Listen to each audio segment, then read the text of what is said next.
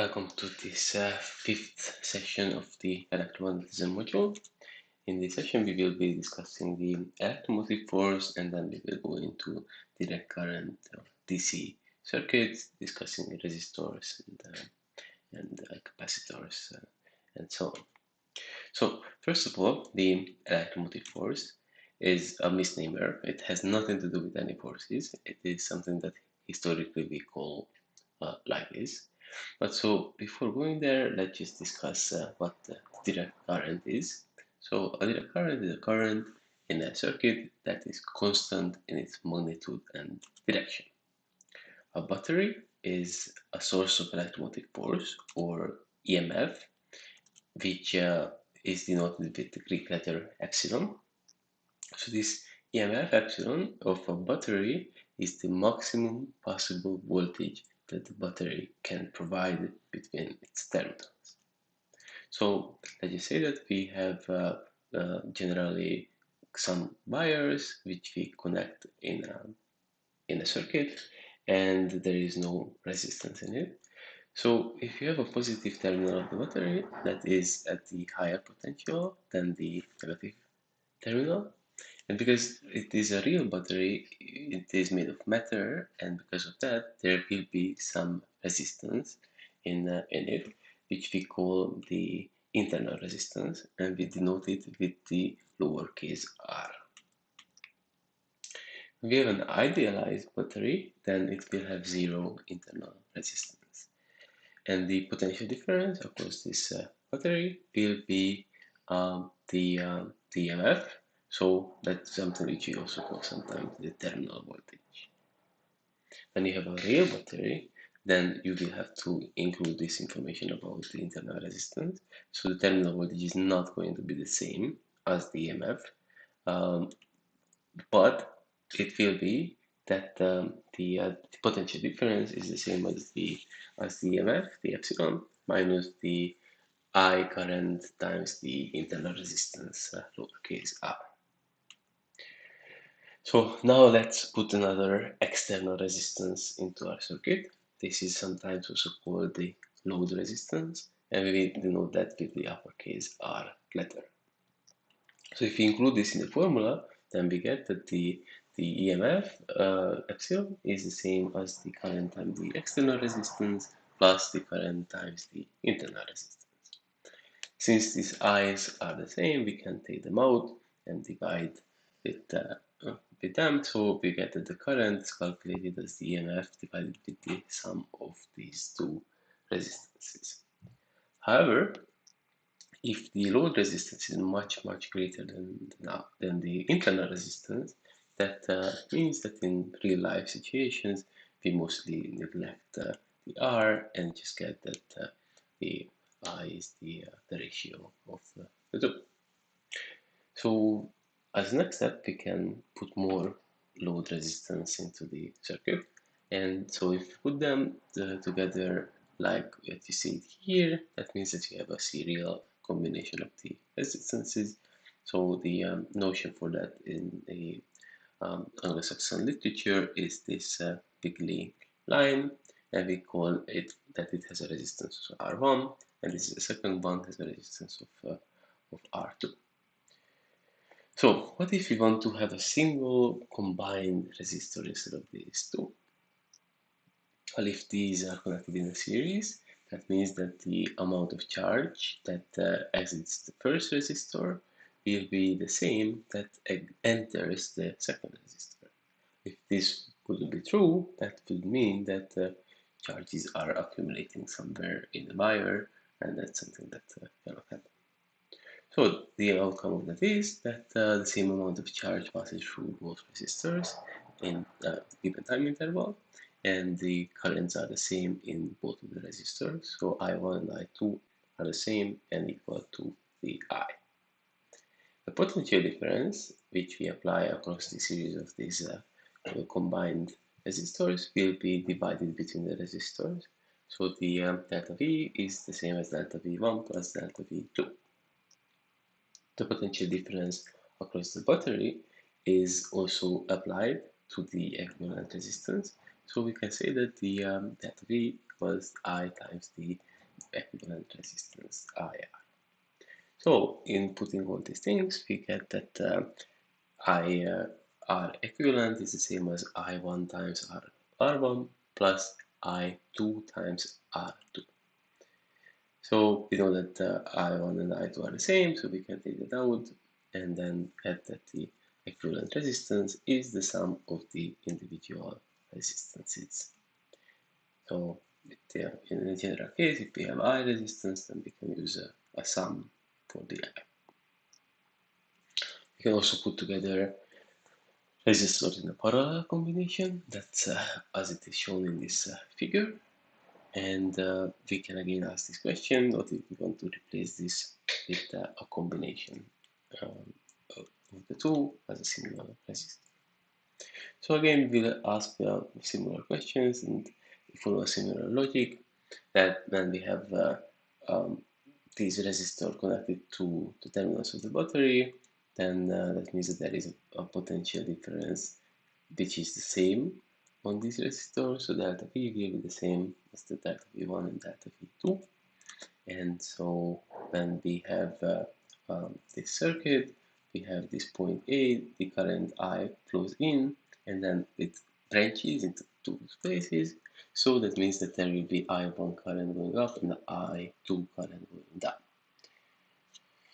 So this is a point, it's called the junction, and the circuit splits at that spot.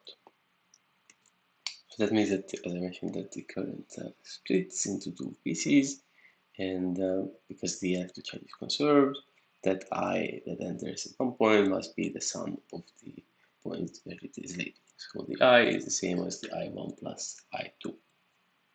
And then when we insert this equivalent resistance, then we get the formula that the I, which is defined as delta V over R equivalent, is the same as the I1, which is defined as delta V1 over R1 plus the delta V2 and 2 delta V2 divided with the R2. And so we discussed that the delta V's are the same, so we can just replace those with delta V and divide with the delta V and get that the inverse of the equivalent resistance is the same as the inverse of the first resistance plus the inverse of the second resistance. So if you want to express Req, that means that we need to take one more inverse and we get that the general formula, and we have I resistors is the same as 1 over the sum of 1 over the individual resistors. Okay, so let's go to a little bit of EM in real life. Whenever you have a Christmas, there must be Christmas light bulbs. So you know that you have this wire which contains a lot of light bulbs, and I'm sure that it happened to everybody that one of the light bulbs broke. And so what happens now? Well, if these things would be put in a serial combination, then that means that all of them would go out. If they are done in a parallel combination, that's a very complicated thing with the cables, so that's also not done. So there is some trickiness down here, and you could just Google and look into what happens here. I'm not really going to tell you the answer. Okay, with this we can enter the problem solving part. So as always, make a drawing showing your situation. In this case, this is the resistor network. Figure out if your resistors are connected in a series or a parallel combination. If the network is too complex, try to reduce it into a combination of series and parallel networks. And when you are calculating the potential difference, remember that if you are in a serial connection, then the potential difference is the sum of the individuals. If you are in the parallel connection, then they are the same. And when you're calculating the current, remember that if you are in a parallel situation, then it is the sum of the individuals. And if you are in a serial combination, then the currents are the same. At the end, you should always check your answer. In case of the resistors are in a series, the equivalent resistor should have a greater resistance than the individual ones.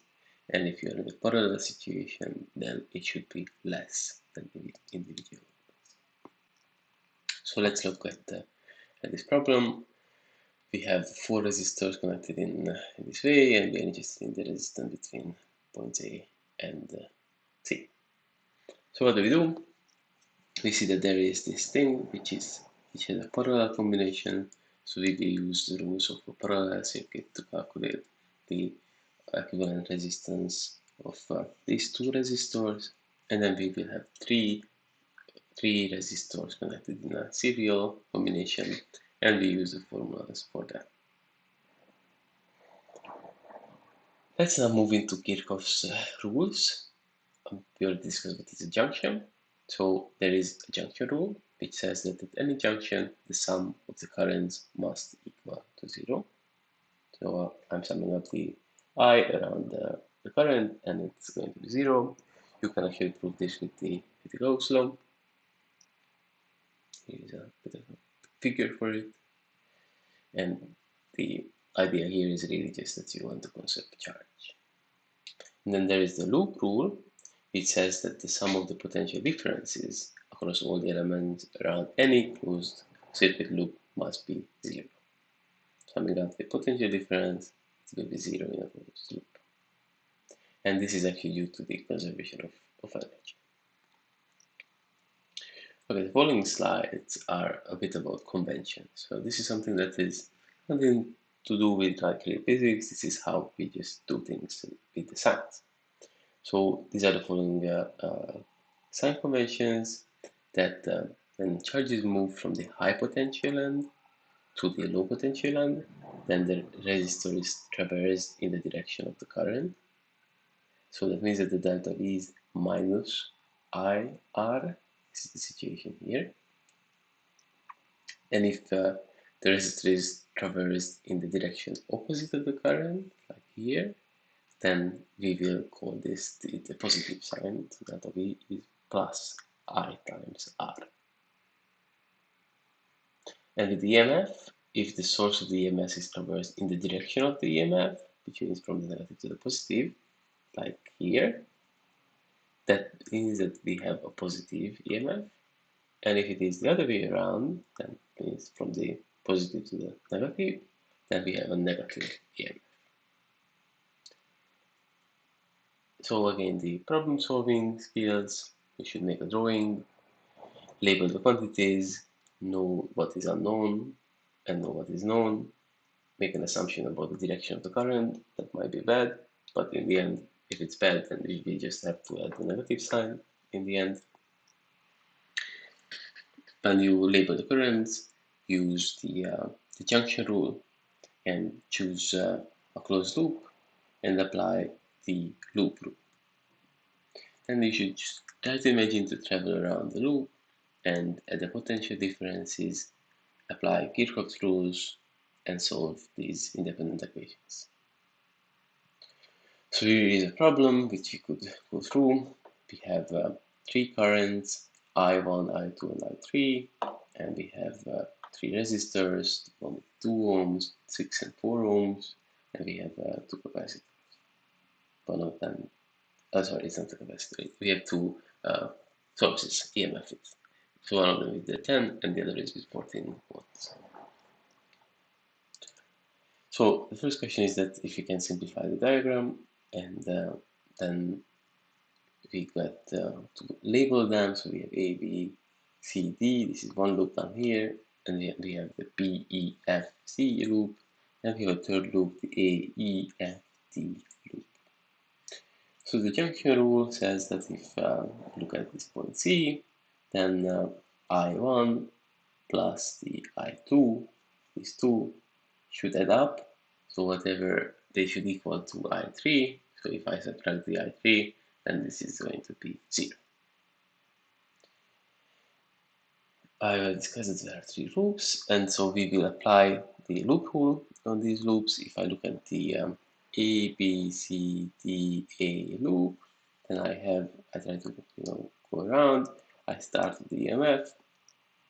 I have 10 volts here, and I go through. I find a resistor with 6 ohms, through which I have I1 current going through, and then I go down here and I can a resistor with 2 ohms through which we have I3 current going through.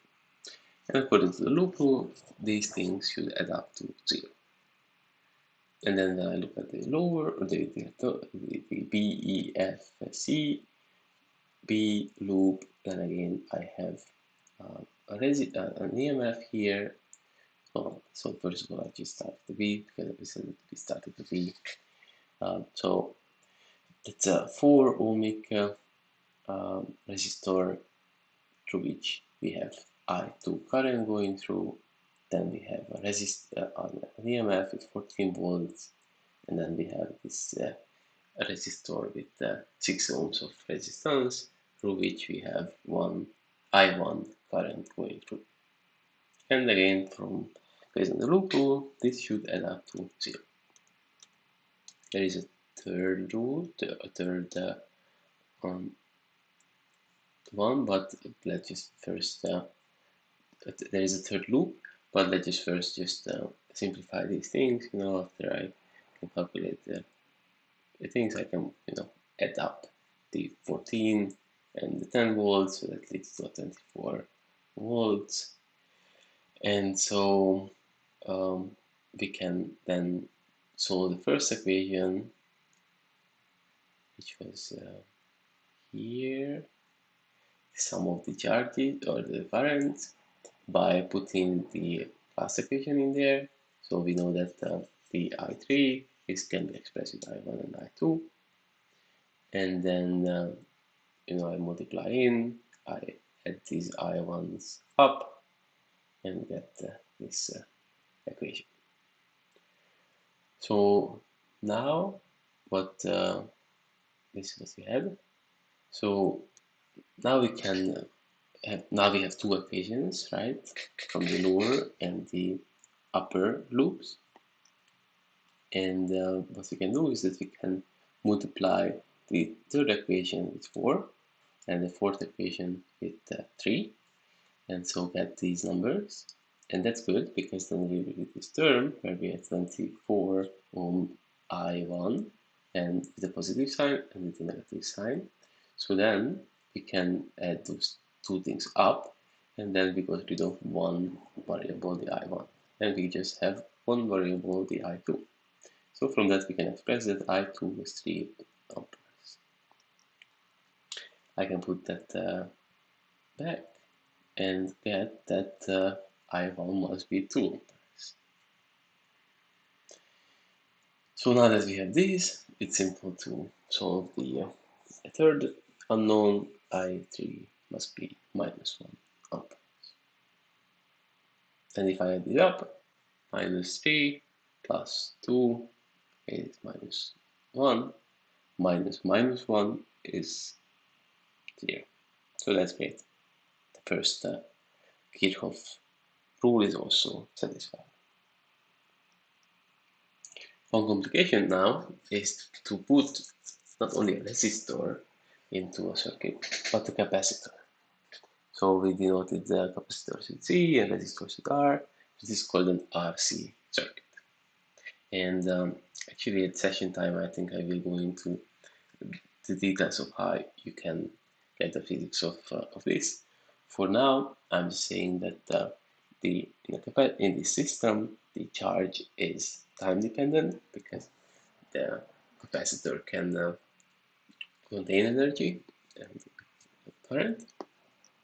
So if we look at the charges, then that's going to be the capacitance times the EMF times 1 minus an exponential with the time variable divided with the RC. So that's interesting that the resistance and the capacitor multiply together, capacitance multiply together. We have something with the units of the time. So the body of the exponential should not have units, and indeed this doesn't. So when you are at t equals 0, then this is 0, and then you get the exponential 0. So 1 minus 1 is 0. So in the beginning you have 0 charges, and as time goes, then you will accumulate charges and you get to the maximum charge. So that's what you can take in, and you say that you have a maximum charge Q max, and the same factor here. You can again look at not only the charge but the current, and we see that in the beginning you have, if t is 0, then this is 1. So you have the original current to be epsilon over EMF over resistance, and as time goes on, this is decreasing. And so how do we get these? We can discuss those things in the session time. Thanks. Oh yeah, one more thing is that the RC is sometimes denoted with tau, and this is this time parameter. So that was all for today. If you like the video, please push the like button and ask your questions in the chat section. Bye bye.